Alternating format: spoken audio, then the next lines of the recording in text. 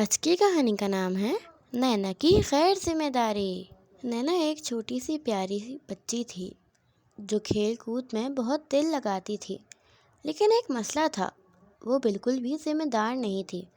اپنے کھلونے ہر جگہ پھینک دیتی، کتابیں گم کر دیتی اور اکثر اپنی چیزیں بھول جاتی۔ اس کی مما ہر روز اسے سمجھاتی، نینا بیٹا چیزوں کی حفاظت کرنا سیکھو ورنہ وقت آنے پر نقصان ہوگا، مگر نینا کے کانوں پر جوں نہیں رینگتی۔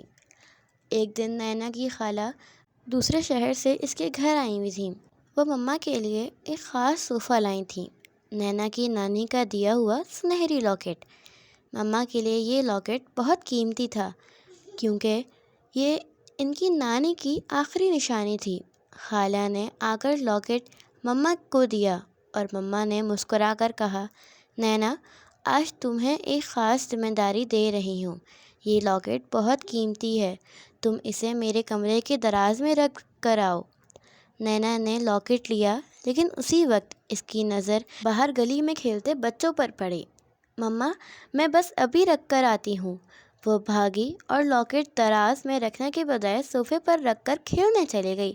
جب وہ شام کو واپس آئی تو لاکٹ وہاں نہیں تھا۔ مما نے پوچھا، نینا لاکٹ کہاں ہے؟ نینا کا رنگ فاق ہو گیا، وہ صوفے کے ارد گرد کمرے میں ہر جگہ ڈھونڈتی رہی، مگر لاکٹ گم ہو چکا تھا۔ مما کی آنکھوں میں نمی آ گئی اور نینا کا دل بیٹھ گیا۔ اسے پہلی بار احساس ہوا کہ غیر ذمہ داری صرف چیزیں نہیں کھوتی بلکہ کسی کے دل کی قیمتی یادیں بھی چھین سکتی ہیں۔ اس رات نینا کو نیند نہیں آئی۔